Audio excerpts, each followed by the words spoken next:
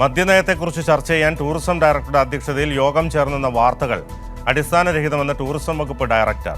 കൃത്യമായ ഇടവേളകളിൽ ടൂറിസം ഡയറക്ടറേറ്റിലെ ഉദ്യോഗസ്ഥർ വിളിച്ചു ചേർക്കാറുള്ള സ്റ്റേക്ക് ഹോൾഡേഴ്സിന്റെ പ്രതിനിധികളുടെ മീറ്റിംഗിന് എതിരെയാണ് ചില മാധ്യമങ്ങൾ തെറ്റിദ്ധാരണാജനകമായ വാർത്ത നൽകിയത്.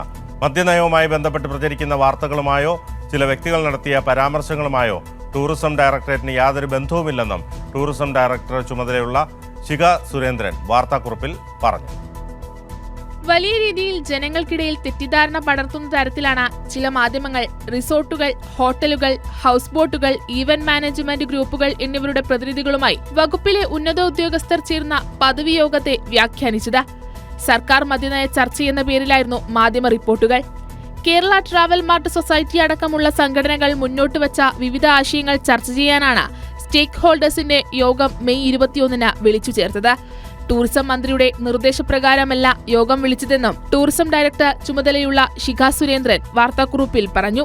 യോഗം ബാർ ഉടമകളുടേത് മാത്രമായതോ ഇപ്പോൾ പ്രചരിപ്പിക്കുന്നതുപോലെ സർക്കാരിന്റെ മദ്യനയവുമായി ബന്ധപ്പെട്ട പ്രത്യേക യോഗമോ അല്ല. സംഘടനകളുടെ വിവിധ ആവശ്യങ്ങൾ യോഗത്തിൽ ചർച്ചയായെങ്കിലും മദ്യനയം ചർച്ചയായിട്ടില്ല. ഉന്നയിച്ച വിഷയങ്ങളിൽ ഏതെങ്കിലും തരത്തിലുള്ള ശുപാർശകളോ അഭിപ്രായങ്ങളോ തീരുമാനങ്ങളോ ടൂറിസം ഡയറക്ടറേറ്റിൽ നിന്നും സർക്കാരിലേക്ക് നൽകിയിട്ടില്ല. മറ്റു വകുപ്പുകളിൽ ടൂറിസം വകുപ്പ് കൈകടത്തുന്നു എന്ന ആരോപണത്തിനും അടിസ്ഥാനമില്ലെന്ന് വകുപ്പ് ഡയറക്ടർ വ്യക്തമാക്കി. മദ്യനയവുമായി ബന്ധപ്പെട്ട് പ്രചരിക്കുന്ന മറ്റു വാർത്തകളുമായോ ചില വ്യക്തികൾ നടത്തിയ പരാമർശങ്ങളുമായോ ടൂറിസം ഡയറക്ടറേറ്റിന് യാതൊരുവിധ ബന്ധവുമില്ലെന്നും വാർത്താക്കുറിപ്പിലൂടെ വകുപ്പ് ഡയറക്ടർ അറിയിച്ചു. കൈരളി ന്യൂസ്, തിരുവനന്തപുരം.